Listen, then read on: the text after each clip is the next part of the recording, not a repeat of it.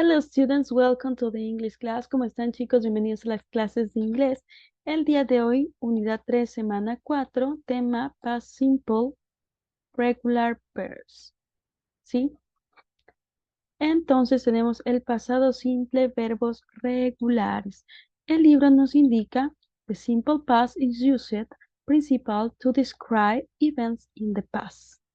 ¿Sí? Lo utilizamos principalmente para indicar eventos en el pasado, pero también tiene otros usos. Dice, but it also has some other uses. Entonces aquí nos muestran los principales usos del pasado simple. Por ejemplo, finished events in the past, para eventos terminados en el pasado, como por ejemplo William Shakespeare wrote Hamlet, o para past habitual action, acciones habituales en el pasado, or events that were true for some time in past, o para acciones, para eventos que fueron verdaderos en algún tiempo en el pasado. Entonces, en este momento nos vamos a centrar en verbos regulares. Las reglas de estos verbos regulares. ¿Sí? Porque recordemos que este pasado simple también lo revisamos con verbos irregulares, pero en este caso nos vamos a concentrar en verbos regulares. Entonces, ¿qué es lo que los hace especiales a esos verbos regulares? Es que para nosotros realizar una oración afirmativa, al verbo le vamos a añadir la ed y nos indica que el verbo es regular y que está en pasado simple. Sí, y aquí tenemos otros ejemplos, ¿no? Tenemos dos verbos regulares en estos ejemplos. Play it y finish it. Si se dan cuenta, ¿cómo me doy cuenta yo que son verbos regulares? Porque terminan en ed. Para la pregunta es sencillo. ¿Por qué? Porque utilizo el auxiliar did y cuando estamos en presencia del auxiliar, el verbo no sufre cambios. No sufre cambios. ¿Por qué? Porque el auxiliar le auxilia. ¿Sí? Entonces, primero irá el auxiliar, luego el pronombre o el sujeto que yo escoja, ¿sí? Para todos ellos siempre será el mismo auxiliar, did. Y luego de eso sí, el verbo, pero ya en su forma base.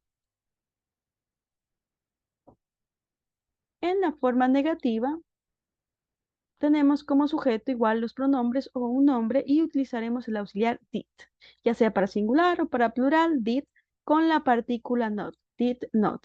Y yo puedo fusionar esto o contraer esto con el uso del apóstrofe y se va a transformar en didn't. Y como está el auxiliar, el verbo no va a sufrir cambios.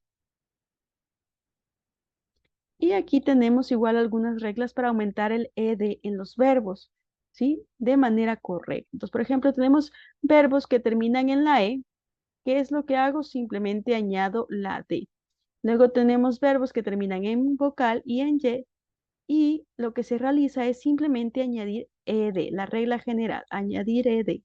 Pero en cambio, si tenemos verbos que terminan en consonante más y, ahí sí voy a cambiar esa y por la i latina o la i vocal que nosotros la conocemos y aumentar ed, ¿sí? Y de ahí aumentamos ese ed de Mary married, de carry carried y de study studied, ¿ok? Hay otras formas, ¿sí? Por ejemplo, visited, missed, watched, ¿sí? Pero en realidad lo que hacen es acogerse a la regla principal, que es aumentar el ed en los verbos regulares, ¿sí? Como les decía, existen verbos regulares e irregulares y la próxima clase veremos los verbos irregulares. Vamos a la tarea.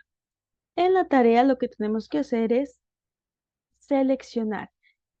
Hay dos opciones separadas por el slash, que es el slash, esta rayita inclinada, separa las dos respuestas y usted tiene que escoger la respuesta correcta, ¿sí? ¿Cuál está bien escrita? ¿Cuál es la respuesta correcta para estas oraciones? Y yo en la parte de acá arriba le puse una pequeña ayuda a memoria para que usted se acordara de las reglas y así pudiera escoger la opción correcta.